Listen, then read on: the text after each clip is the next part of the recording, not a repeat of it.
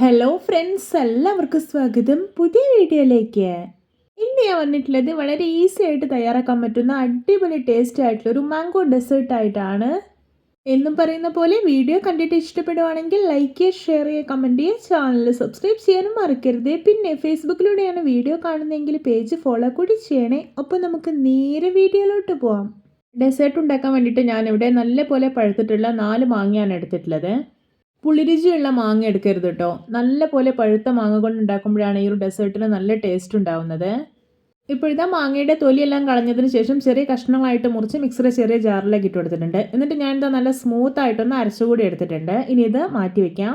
ഇനി ഒരു ബൗളിലോട്ട് 2 table spoon custard powder ഇട്ട് കൊടുക്കാം. എന്നിട്ട് കുറച്ച് ഇളം ചൂടുള്ള പാൽ ഒഴിച്ചു കൊടുക്കാം. എന്നിട്ട് ഒട്ടും കട്ടകളൊന്നും ഇല്ലാതെ മിക്സ് ചെയ്തതിന് ശേഷം ഒന്ന് മാറ്റി വെക്കാം.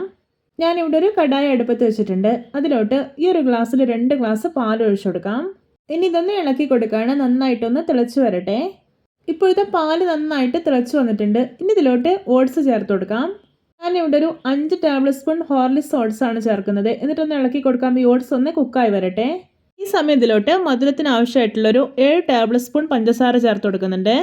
ഇപ്പോഴത്തെ ഓട്സ് ഒക്കെ നല്ല പാകത്തിന് തന്നെ കുക്കായി വന്നിട്ടുണ്ട്. ഇനി ഇതിലോട്ട് മിക്സ് ചെയ്ത് മാറ്റി വെച്ചിരിക്കുന്ന കസ്റ്റാർഡ് പൗഡർ ചേർത്ത് കൊടുക്കാം. എന്നിട്ട് നല്ലപോലെ ഇളക്കി യോജിപ്പിച്ചെടുക്കാം. ഇതൊന്ന് തിളച്ച് വരട്ടെ.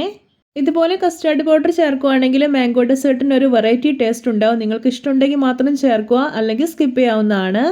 ഇപ്പോൾ ഇതാ തിളച്ച് വരാൻ തുടങ്ങിയിട്ടുണ്ട്. ഇനി ഇതിലോട്ട് അരച്ച് വെച്ചിരിക്കുന്ന മാംഗോ ചേർത്ത് കൊടുക്കാം. എന്നിട്ട് നന്നായിട്ട് മിക്സ് ചെയ്തെടുക്കാം.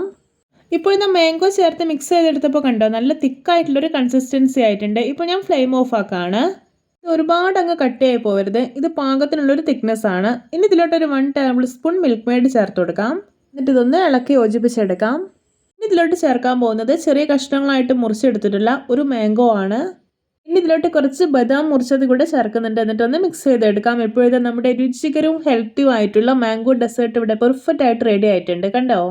ഇനി മാംഗോ കിട്ടുമ്പോൾ നിങ്ങൾ എന്തായാലും ഇതുപോലെ ഉണ്ടാക്കി നോക്കണം കേട്ടോ. ഇതിൻ്റെ രുചി തീർച്ചയായും നിങ്ങൾക്ക് ഇഷ്ടപ്പെടും.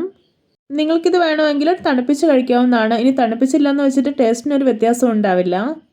അപ്പോൾ എല്ലാവർക്കും എൻ്റെ healthy and tasty mango dessert recipe ഇഷ്ടപ്പെട്ടെന്ന് വിചാരിക്കുന്നു. ഇഷ്ടപ്പെട്ട് സപ്പോർട്ട് ചെയ്യാൻ മറക്കരുത്. അപ്പോൾ ഇതുപോലെയുള്ള വെറൈറ്റി വീഡിയോകളായി നമുക്ക് വീണ്ടും കണ്ടുമുട്ടാം. Okay, bye bye.